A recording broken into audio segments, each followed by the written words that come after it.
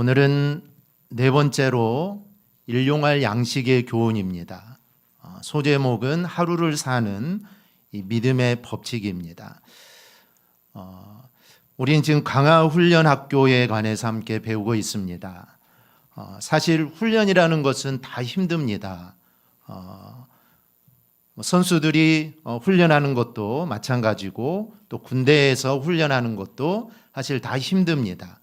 처음에는 힘이 더 많이 들죠. 한 번도 해보지 않았던 것을 또 해야 되니까 사실 처음에는 힘이 듭니다. 하지만 그 과정을 계속 진행하다 보면은 더욱 익숙해지게 되고 또 그 안에 하나님의 뜻을 발견할 수가 있는 것이죠. 성경에서 말하는 광야, 이 광야는 단순히 힘든 장소가 아니라 이 하나님의 특별한 가르침이 있는 학교와 같은 것입니다. 그래서 우리는 이곳에서 천국의 사고방식을 배울 수 있는 곳이 사실 광야입니다. 아이들이 학교에서 살아가는 법을 배웁니다. 학교에서 살아가는 법을 배우듯이 우리도 이 광야라는 학교에서 천국에서 어떻게 살아갈 것인가를 배우게 되는 곳이 이 광야라는 학교입니다. 이 광야에서 가장 중요한 것은 우리의 마음이 낮아지는 겁니다. 마음을 낮추는 것이죠. 마음이 낮아질 때 하나님의 마음과 생각을 우리는 그제서야 이해할 수 있게 됩니다.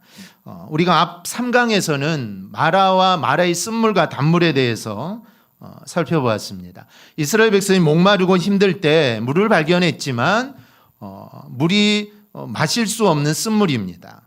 그러자 그들은 어떻게 합니까? 즉시로 하나님을 원망하고 불평하기 시작하죠. 사실 하나님의 은혜는 우리의 마음에 새겨야 하고 돌에 새겨야 되는데 우리는 종종 하나님의 은혜를 물에 새겨 흘려보낼 때가 많습니다. 은혜를 받을 때는 잘 간직하는데 그게 물에다가 새겨 놓으니까 조금 지나면 다 잊어버리는 것이죠. 그래서 하나님의 은혜는 마음에 새겨야 하고 또 돌에 새겨야 합니다. 이스라엘 백성들이 하나님을 향하여 원망할 때 하나님은 그들을 나무라시지 않죠. 오히려 하나님은 원망하는 그들을 향해 쓴물을 단물로 바꾸어 주십니다. 이게 사실 십자가의 복음입니다. 십자가의 복음이 여기에 있는 것이죠. 우리 모두는 다 죄인인데 죄인이면 사실 죽어야 할 존재들입니다. 근데 십자가의 복음은 죄로 인해 죽을 수밖에 없는 우리들을 살려주신 것이죠. 그래서 죽을 수밖에 없었지만 우리가 살아난 것입니다. 원망하고 불평하지만 하나님은 그들을 징계하기보다는 그들에게 마실 물을 주었다라는 것이죠. 이 십자가의 복음입니다. 광야에서 우리의 기대가 무너져도 그 무너진 그 순간에 하나님을 신뢰하면 우리는 하나님을 통하여 그 문제를 해결받는 은혜를 우리는 겪게 됩니다. 이건 우리의 삶도 동일합니다. 취업이 늦어질 수도 있고 아니면 열심히 했는데 원하는 결과가 나오지 않을 수도 있습니다. 인간관계도 무너지고 기도했는데 상황이 변하지도 않고 사실 그럴 수 있습니다. 그때 사람들은 사실 흔들립니다. 정말 열심히 기도하고 열심히 신앙생활하고 열심히 하는데 이게 바뀌지 않으면 사람들이 이게 시간이 지나면 실망을 하게 되죠. 그래서 왜 하나님은 응답하시지 않을까? 왜 내 기대는 계속 무너질까?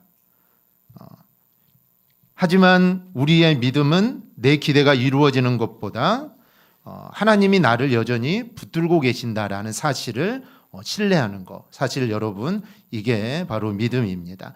사실 하나님 우리보다 더 큰 그림을 그리고 있습니다. 그래서 지금은 잘 이해되지 않겠죠. 우리가 그 그림의 한 모습만을 보기 때문에 사실 이 그림이 무슨 그림인지 이해할 수 없듯이 사실 우리는 우리의 인생의 그 한 부분만을 보는 겁니다. 학생 때는 그 부분 또 장성에서는 그 부분만 보기 때문에 사실 전체 그림을 이해할 수 없습니다. 그런데 하나님은 우리보다 더 큰 그림을 그리고 계시기 때문에 이해되지 않더라도 그 순간에 하나님을 신뢰하면 하나님은 가장 좋은 방법으로 우리의 길을 반드시 열어주실 겁니다. 사실 요셉, 하나님이 요셉을 아주 크게 쓰신다고 했죠. 그런데 요셉은 노예로 팔려가고 감옥의 시간이 있었습니다. 다윗도 마찬가지죠. 어렸을 때 이스라엘의 왕으로 부음을 받았습니다. 하지만 다윗에게는 광야의 시간이 있었고 다니엘도 마찬가지입니다. 이 포로의 시간들이 있었습니다. 그런데 하나님은 우리가 이 요셉이나 다니엘 다윗을 보더라도 그 시간들을 하나님은 헛되이 사용하지 않은 겁니다. 사실 우리가 봤을 때는 헛된 시간들이었죠.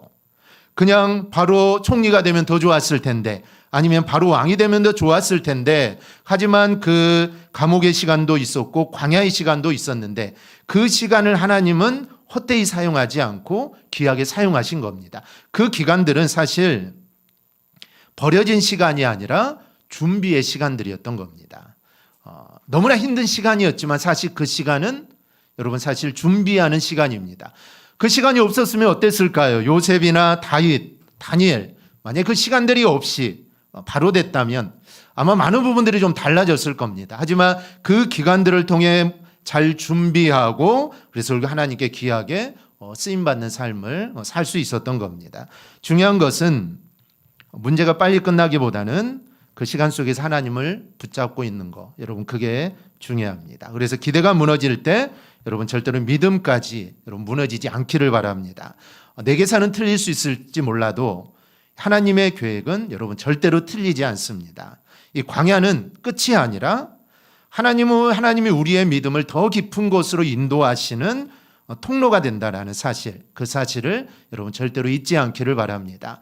이스라엘은 40년의 광야 생활, 사실 정말 헛된 시간이었을 수 있었지만 출애굽한 20세 이상의 모두 다 죽었지만 그래서 헛된 시간이라고 생각할 수 있지만 그 시간이 있었기에 사실 가나안의 삶도 있었던 겁니다. 그 시간이 없었다면 아마 이스라엘은 가나안에가 다 멸망했을지도 모릅니다. 그 광야의 삶을 잘 견뎠기에 가나안에서 하나님의 축복 가운데 살 수 있었던 겁니다. 우리가 2장에서는 두 번째 원리 하늘의 양식에 대해 함께 살펴보겠습니다. 여러분 하나님을 사랑한다는 것은 무엇을 의미할까요? 내가 하나님을 사랑한다. 하나님을 사랑하는 것은 하나님을 신뢰하는 겁니다. 그게 여러분 하나님을 사랑하는 겁니다. 그럼 어떻게 신뢰할 수 있느냐?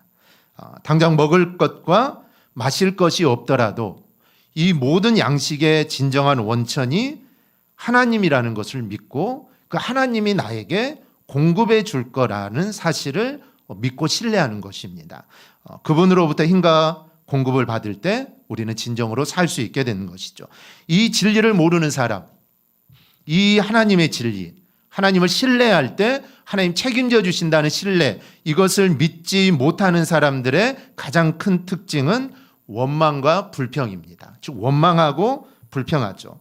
출애굽기 16장 1, 2절을 보면 이스라엘 자손의 온 회중이 엘림에서 떠나 엘림과 시내산 사이에 있는 신광야에 이르니 애굽에서 나오는 둘째 달 15일이라 이스라엘 자손의 회중이 그 광야에서 모세와 아론을 원망하여.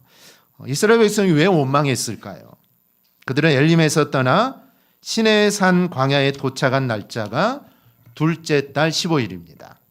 민수기 33장 3절을 보면 그들이 람셋을 떠나 출애굽한 날을 첫째 달 15날이라고 말을 합니다. 그러니까 출애굽한 지 얼마가 된 거죠? 정확히 딱 한 달이 된 것입니다. 여러분 아무리 많은 음식을 준비했더라도 이제는 사실 양식이 떨어질 때가 됐습니다. 출애굽할 때 정말 무교병도 구워오고 아니 많은 걸 준비해 왔다고 해도 한 달을 버텼으니 사실 음식이 다 떨어진 것이죠. 하나님께서 우리를 양식이 떨어진 곳으로 인도하는 데는 분명한 여러분 이유가 있습니다. 그 이유는 하나님을 신뢰하는 사람은 원망하고 불평하기 전에 왜 우리의 양식이 떨어졌을까? 그리고 우리는 앞으로 어떻게 살아가야 할까? 생각하고 이것을 하나님께 기대하고 또 기도하는 신앙을 가지라라는 것입니다. 이런 풍성함을 경험하기 전에 물론 하나님이 기도하면 우리의 풍성하게 채워주지만 그것을 경험하기 전에 하나님 우리에게 가르치고 싶어 하신 중요한 진리가 있고 그것을 가르치기 위해 먼저 우리를 광야로 보내시는 겁니다. 즉 너희 인생은 많은 것을 끌어모으고 많은 것을 쌓아놓는다고 사는 것이 아니라 하늘로부터 공급받는 힘과 능력으로 사는 것이다. 사실 이것을 깨닫게 하기 위해서 그리고 하나님은 그걸 우리에게 가르치고 싶었던 겁니다. 하나님은 광야에서 만나를 내려주실 때 딱 먹을 만큼만 가져가라고 했습니다. 딱 먹을 만큼이죠. 사실 우리가 사는 세상은 경쟁적이어서 더 많이 가지려고 부정한 방법을 쓰는 사람들이 있습니다. 하지만 그렇게 불법적으로 번 돈은 사실 한순간에 사라질 수 있습니다. 만약 계속해서 돈만 쌓아간다면 그것은 하나님을 멀리하는 길일 수도 있습니다. 진정으로 하나님을 사랑한다면 돈이 우상이 된 사람에게는 돈으로 인해 어려움이 올 수밖에 없습니다. 하나님은 그런 사람 또한 사랑하시죠. 그래서 내 힘의 원천은 바로 나다. 너는 나를 만나야 한다. 내가 여기서 무너지기를 원하지 않는다. 내가 가진 달란트로 나를 경외하며 풍성하게 누린 후에 그 풍성함으로 이웃을 살리는 사람이 되기를 원한다라고 말씀하십니다. 여러분, 나만 잘 먹고 사는 것, 여러분이 우리의 인생의 목표가 되어서는 절대로 안 됩니다. 세상 사람들이야 그렇게 살아가도 상관없지만 믿는 우리는 나만 잘 먹고 잘 사는 것이 인생의 목표가 되어서는 안 되는 것이죠.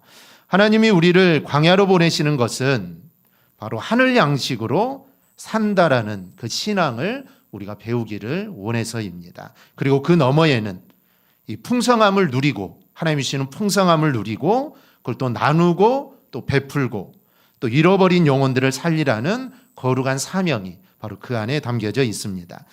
사람이 원망하고 불평하면 가장 먼저 하나님과의 관계가, 신뢰관계가 깨어집니다. 하나님과의 신뢰관계가 깨어지면 어떨까요? 우리 사랑하는 남녀가 있습니다. 사랑하는 사람이 있어요. 그런데 둘 사이 신뢰가 깨어지면 어떻게 될까요? 의심을 하게 되죠. 전에는 의심하지 않았는데 의심을 합니다. 꼭 누군가를 다른 여자를 만나는 것 같고 다른 남자를 만나는 것 같고 바람을 피우는 것 같고 신뢰관계가 형성될 때는 의심이 들지 않죠. 근데 신뢰가 떨어지며 사라지면 의심의 병이 들게 되는 것입니다. 즉 하나님과의 신뢰가 깨어지면 하나님이 과거에 베풀어 주신 은혜마저 왜곡하게 보게 된다라는 것이죠. 이게 은혜인가? 하나님이 나에게 은혜를 주셨는가? 분명히 은혜를 주셨는데 그 은혜마저 왜곡하게 된다는 것이죠. 이 출애굽기 16장 3절입니다. 우리 함께 보겠습니다. 이스라엘 자손이 그들에게 이르되 우리가 애굽 땅에서 고기가마 곁에 앉아 있던 때와 떡을 배부르게 먹던 때에 여호와의 손에 죽었더라면 좋았을 것을 너희가 이 광야로 우리를 인도해 내어 이 온 회중이 줄여 죽게 하는도다. 아멘. 백성들이 우리가 애굽에서 고기가마 곁에 앉아 있던 때와 떡을 배불리 먹던 때에 여호와의 손에 죽었으면 좋았을 것이라고 합니다. 이 말은 어떤 의미가 있을까요? 그들은 애굽에서 살 때 먹을 것이 정말 많았다는 겁니다. 너무 많아가지고 고기가마 곁에, 고기를 삶는 가마 곁에 앉아서 그들은 고기를 먹었다는 것이죠. 근데 사실 이거는 왜곡입니다. 애굽에서 그들은 노예였고 벽돌을 만드는 일로 고된 노동을 했습니다.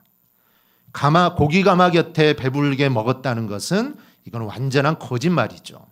출애굽기 1장 2장을 보면 그들이 얼마나 고통스러운 삶을 살았는가를 우리가 알 수가 있습니다. 애굽에 출발한 지 한 달이 지났을 뿐인데 그들은 애굽의 삶을 마치 천국의 삶으로 설명을 합니다.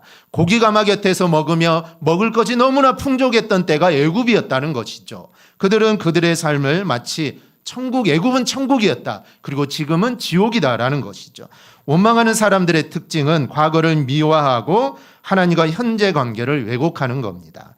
이것은 여러분 사실 매우 위험합니다.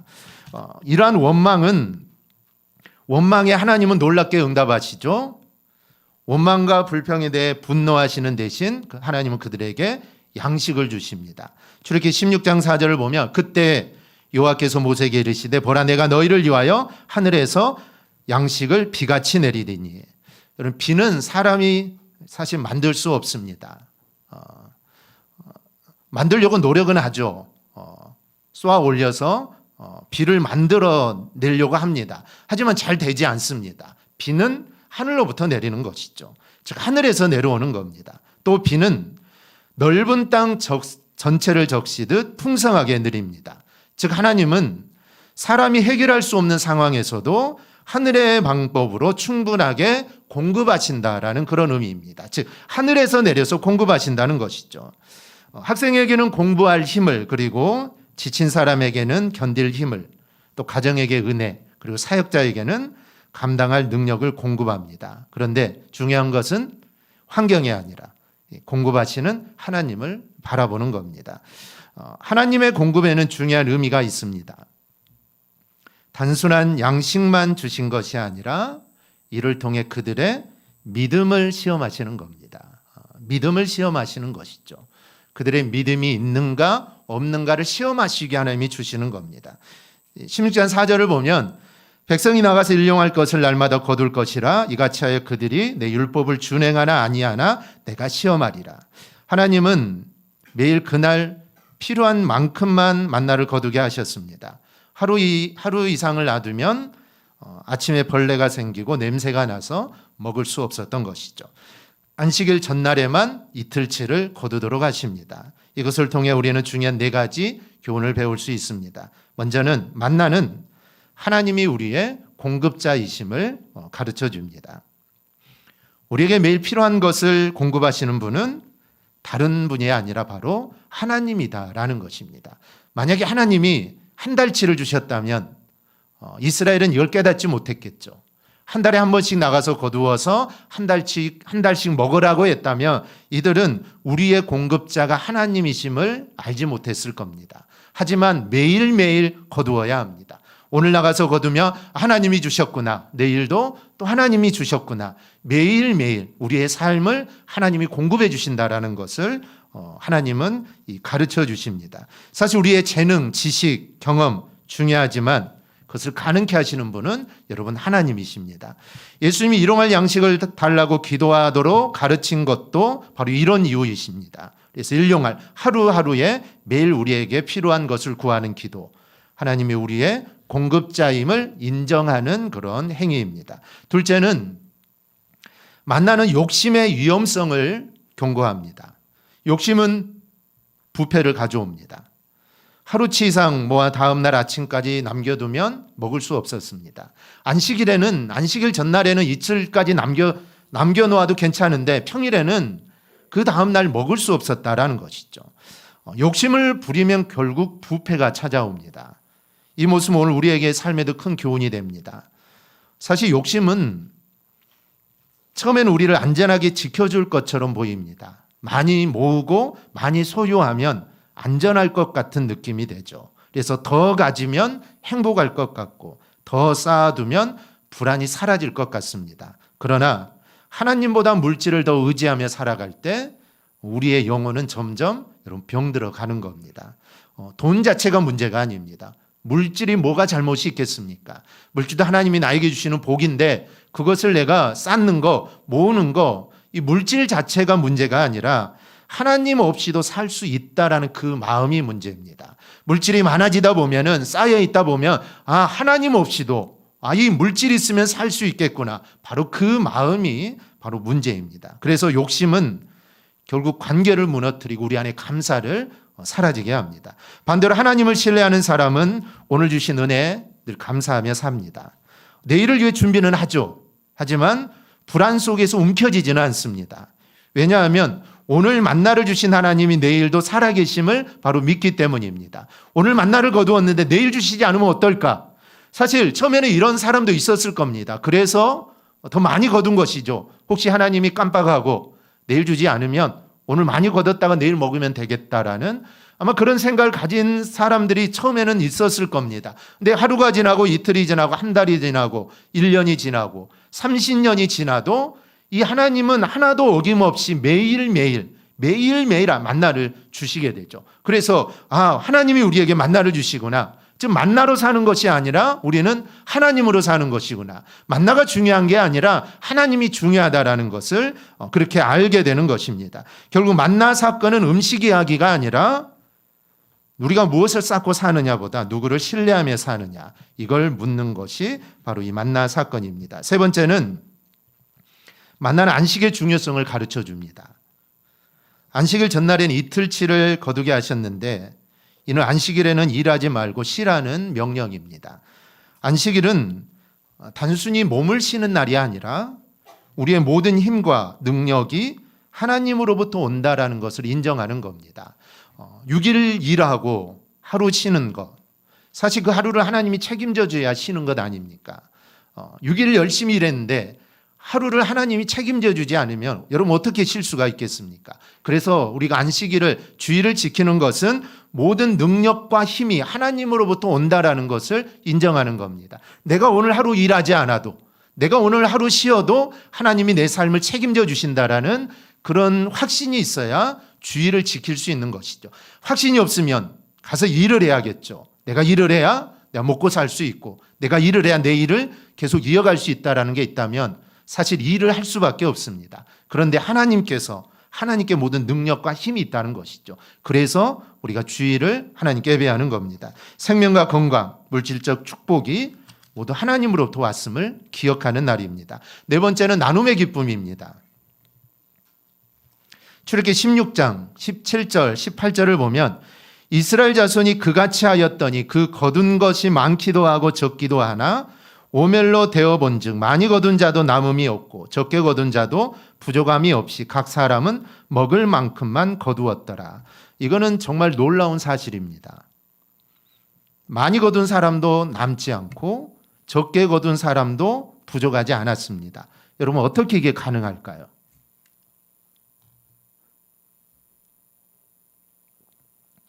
나는 이만큼 거뒀는데 옆 사람은 이만큼 거뒀습니다. 그런데 많이 거둔 사람도 남지 않았고 적게 거둔 사람도 부족하지 않았습니다. 어떻게 가능할까요? 서로 나누었다라는 겁니다. 부족한 이에게 내 것을 나누어 주었다라는 것이죠. 즉 만나는 나눔의 기쁨을 우리에게 알려주는 것입니다. 능력 있는 사람이 더 많이 거두어 능력이 부족한 사람과 나누을 때 모두가 충분히 가질 수 있었던 것이죠. 하나님의 경제의 원리는 경쟁이 아니라 여러분 나눔입니다. 세상은 더 많이 가진 사람이 이긴다라고 하지만 하나님의 나라는 더 많이 나누는 사람이 복을 받는다. 이게 하나님의 나라의 원리입니다. 우리는 모두 이 하늘 양식의 훈련을 받게 됩니다. 이 훈련을 통해 하나님 우리의 필요를 풍성하게 채워주시는 분이라는 것을 우리가 알게 됩니다. 신약 성경에서 하늘 양식의 원리를 우리가 한번 좀 살펴보겠습니다. 마태복음 6장을 보면은 그런즉 너희는 먼저 그의 나라와 그의 의를 구하라. 그리하면 이 모든 것이 너희에게 더하시리라. 그러므로 내일 일을 위하여 염려하지 말라. 내일 일은 내일이 염려할 것이요 한날의 괴로움은 그날로 족하니라. 아멘. 사람들은 왜 경쟁하며 살까요? 내일이 걱정되기 때문입니다. 내일이 걱정되기 때문이죠. 미래에 대한 불안 때문에 불안장애가 생길 정도로 열심히 살지만 성경은 내일 일을 위하여 염려하지 말라라고 말씀합니다. 이 말씀은 밤 12시까지는 걱정하지 말고 12시 땡 되면 걱정을 시작하라는 뜻이 아닙니다. 하나님께서 내일도 어떤 은혜를 나에게 주실지를 기대하는 것, 이런 삶이 바로 올바른 신앙이다라는 의미입니다. 조지 물러 목사님, 우리가 잘 아는 조지 물러 목사님이 계십니다. 이 목사님은 하나님이 우리의 필요를 채워주신다라는 것을 평생 삶으로 보여준 인물입니다. 이 목사님이 영국 브리스톨에서 약 수천 명의 고아를 돌봤는데 놀라운 것은 사람들에게 후원을 구걸하지 않고 오직 하나님께 기도하며 평생 사역을 했다라는 겁니다. 가장 유명한 일화 가운데 하나가 있습니다. 어느 날 아침 이 고아원 식탁에 먹을 것이 아무것도 없었습니다. 빵도 우유도 없었습니다. 아이들은 배고파했고 직원들은 걱정합니다. 이 아이들을 어떻게 먹일까? 하지만 조지 물러 목사님 아이들을 식탁에 앉혔습니다. 그리고 평소처럼 조용히 기도합니다. 하나님 오늘도 우리에게 일용할 양식 주심을 감사합니다. 그 순간 문을 두드리는 소리가 들립니다. 한 빵집 주인이 찾아온 것이죠. 밤새 이상하게 마음이 불편했습니다. 하나님께서 여기 빵이 필요하다고 하시는 것 같아 새벽부터 빵을 만들었습니다. 얼마 지나지 않아 또 어떤 이가 문을 두드립니다. 이번에는 우유 배달 마차가 고장이 나서 그 고안 앞에 서 있는 겁니다. 마부가 말합니다. 우유가 상하기 전에 아이들에게 나누어 주면 좋겠습니다. 그러나 아이들은 충분히 먹을 수 있었다라는 것이죠.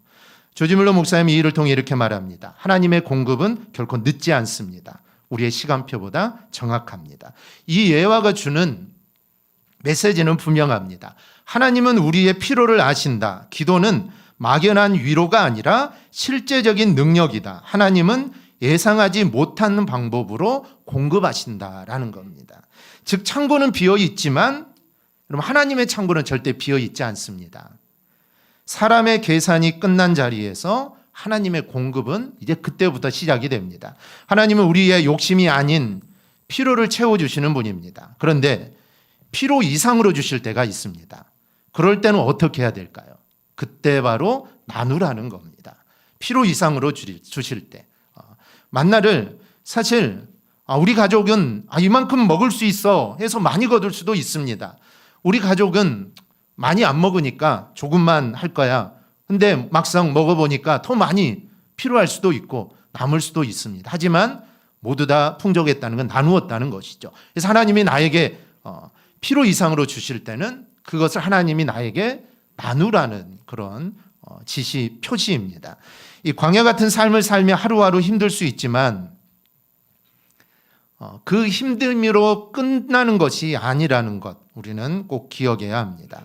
하나님은 우리의 마음이 준비될 때 여러분 풍성함을 주십니다. 그리고 풍성함은 주변에 잃어버린 영혼들에게 나누라고 우리에게 주시는 겁니다. 이 만나가 이스라엘 백성에게 육체적 배고픔을 채웠다면 예수님은 우리의 영적인 배고픔을 채우십니다. 요한복음 6장에서 그분 자신을 가리켜 생명의 떡 그리고 하늘에서 내려오는 살아있는 떡 그리고 참된 양식이라고 이렇게 말을 합니다. 요한복음 6장 35절을 보면 우리 한번 같이 보겠습니다. 예수께서 이르시되 나는 생명의 떡이니 내게 오는 자는 결코 줄이지 아니할 터이요 나를 믿는 자는 영원히 목마르지 아니하리라. 아멘. 우리에게 진정으로 필요한 것은 단순한 물질적 양식이 아니라 영혼을 만족시키는 영적 양식입니다. 우리가 예수님을 영접할 때 우리는 진정한 만족을 얻습니다. 주님 우리의 이 진정한 갈망을 채워주실 수 있는 유일한 분이기 때문입니다. 세상의 것들이 잠시 우리를 만족시킬 수는 있지만 예수님만이 우리에게 영원한 만족을 주실 수 있습니다. 우리는 재정 문제와 건강 문제로 힘든 불확실한 세상 속에 삽니다. 이럴 때일수록 우리는 생명의 떡이 되시고 우리의 모든 양식이 되시고 우리의 주인이 되시는 예수님만을 우리는 바라보아야 합니다. 예수님을 통해 하나님의 풍성한 은혜를 주심을 우리는 경험할 수 있습니다. 매일매일 우리의 삶을 책임져 주시는 하나님이 함께 하시는데 사실 우리가 내일 일을 염려할 일이 어디 있겠습니까? 처음에는 염려할 수 있겠죠. 이스라엘 백성들처럼 내일 만나 안 주시면 어떨까? 처음에는 좀 의심할 수 있습니다. 한 달이 갈 수도 있겠죠. 하지만 1년이 지나면 그 심은 싹 사라집니다. 1년 동안 한 번도 빠짐없이 만나를 주신 하나님이 사실 40년간 하루도 빠짐없이 만나를 주신 것 아닙니까? 즉 하나님이 우리의 필요를 공급해 주신다는 그리고 함께 하신다는 확신과 신뢰가 있다면 우리는 내일 일을 염려하지 않을 수 있습니다. 처음에는 염려할 수 있지만 이게 쌓여가다 보면은 이제 내일 일은 절대로 염려하지 않습니다. 내일 뭐 중요한 일이 있고 아니 내일 뭐 급한 일이 생기더라도 염려하지 않게 되죠. 지금까지 나를 그렇게 책임지셨던 하나님이 내일도 반드시 좋은 길로 인도해 줄 거라는 확신이 있기 때문에 절대로 염려하지 않습니다. 그래서 내일 일을 염려하지 말라라고 주님 말씀하시는 겁니다. 이 광야에서는 하나님을 신뢰하는 법, 하나님을 사랑하는 법을 배웁니다. 양식뿐만 아니라 건강에 문제가 있을 때도 마찬가지입니다. 재정이 없을 때도 또 아플 때도 우리는 주님을 신뢰해야 합니다. 그러면 주님께서 그 인생을 책임져 주시고 가장 선한 길로 인도해 주십니다. 건강에 대한 염려를 멀리 버릴 수 있는 이유도 여기에 있습니다. 몸이 쉽게 낫지 않는 것 같아도 하나님이 약속하시면 끝까지 함께 하시고 하나님의 약속을 지키기 위해 우리를 회복시켜 줄 겁니다. 그런데 건강이 회복되지 않을 수도 있습니다. 건강 회복되지 않을 수도 있죠. 또 어려운 투병 생활을 통해 고난 가운데 있을 수도 있습니다. 하지만 하나님은 우리를 회복시켜 주시지 않는다면 고난을 이길 힘을 주실 것이고 그리고 영원한 하나님의 나라를 소망할 수 있도록 우리를 만들어 주시는 겁니다. 그래서 아프든 아프지 않든 내가 아픔을 통해 내가 회복되었든 아니면 회복되지 않고 여전히 고난 가운데 있다 하더라도 그 안에는 분명한 하나님의 뜻이 있는 것입니다. 이 광야의 목적을 명확히 밝힌 신명기 8장 말씀 우리가 다시 한번 좀 보려고 합니다. 너를 낮추시며 너를 줄이게 하시며 또 너로 알지 못하며 내 조상들도 알지 못하던 만나를 내게 먹이신 것은 사람이 떡으로만 사는 것이 아니요 여호와 입에서 나오는 모든 말씀으로 사는 것을 내가 알게 하려 하심이니라. 아멘. 또 16절입니다. 우리 16절 함께 보겠습니다. 내 조상들도 알지 못하던 만나를 광야에서 내게 먹이셨나니 이는 다 너를 낮추시며 너를 시험하사 마침내 내게 복을 주려 하심이니라. 아멘. 하나님 만나를 주신 것은 너희를 낮추시고 너희를 시험하여서 결국에는 복을 주기 위함이다 라는 겁니다. 광야는 하나님의 공급에 전적으로 의존하는 훈련을 통해 우리의 마음을 낮추고 하나님의 말씀으로 사는 법을 배우는 곳입니다. 오늘 주어진 광야와 같은 삶 속에서 하나님이 공급해 주시는 생명의 떡이신 예수 그리스도의 말씀에 우리는 귀를 기울여야 합니다. 일상 속에서 하나님 말씀을 따르고 또 그분의 공급을 신뢰하며 살아갈 때 우리는 영적인 만족과 평안을 누리게 됩니다. 그리고 하나님의 신실하심과 공급하심을 우리는 경험하게 됩니다. 이 광야에서 이스라엘 백성이 배운 것처럼 우리도 하나님이 유일한 공급자이심을 여러분 인정하며 꼭 살아가기를 바랍니다. 하루하루 양식을 통해 이스라엘 백성이 겸손과 순종을 연습했던 것처럼 우리도 우리 하루하루의 삶 속에서 하나님의 공급하심이 없으면 나는 살 수 없다. 우리는 이 사실을 여러분 배워야 합니다. 사실 우리가 가진 모든 것들은 하나님의 선물입니다. 하나님이 주신 것이죠. 그것을 욕심 없이 받고 감사함으로 누리고 기쁘게 나눌 때 여러분 진정한 풍요로움을 경험하게 됩니다. 내가 온 것은 양으로 생명을 얻게 하고 더 풍성히 얻게 하려 함이라. 이 풍성한 생명은 물질적인 부요가 아니라 바로 하나님과의 관계 안에서 누리는 충만함입니다. 하늘의 양식으로 살아가는 삶을 선택할 때 우리는 광야에서도 만족할 수 있고 또 약속의 땅으로 나가는 힘을 우리는 얻게 됩니다. 오늘 하루도 정말 하나님이 주시는 만나를 우리 모두 감사함으로 받아 늘 주님의 은혜 안에 꼭 살아가기를 주님의 이름으로 축복합니다. 아멘. 묵상 및 나눔입니다. 이스라엘 백성은 양식이 떨어졌을 때 불평과 원망을 쏟아냈습니다. 최근 어려운 상황에서 원망했던 경험이 있나요? 그때 어떻게 대처했나요? 하나님 만나를 날마다 그날에 필요한 만큼만 거두게 하셨습니다. 일용할 양식을 구하는 삶이 우리에게 주는 의미는 무엇인가요? 실제로 이런 믿음으로 살기 위해 어떤 노력이 필요할까요? 원망하는 사람은 과거를 미화하고 하나님과의 현재 관계를 왜곡합니다. 광야 같은 어려움 속에서 하나님 베푸신 과거의 은혜를 잊지 않으려면 어떤 영적 훈련이 필요할까요? 한번 적어보세요. 우리 한 4분 정도 시간 드릴 테니까 한번 자유롭게 한번 적어보시기 바랍니다.